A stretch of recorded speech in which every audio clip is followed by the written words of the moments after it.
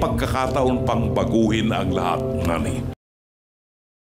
ZTN News and Public Affairs, walang humpay sa paglilingkod at pagbabalita. Magandang hapon, Luzon, Visayas at Mindanao.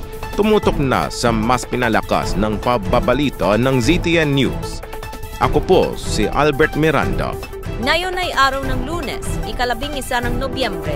Inihahatid sa inyo ang mga balitang makabuluhan at makatotohanan.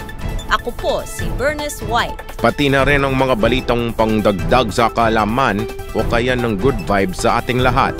Sabay din po tayo napapakinggan sa 96.5 Extra Radio sa dial ng inyong mga FM radio. Makibahagi na sa Action Balita. Some scandal money laundering these communities to evacuate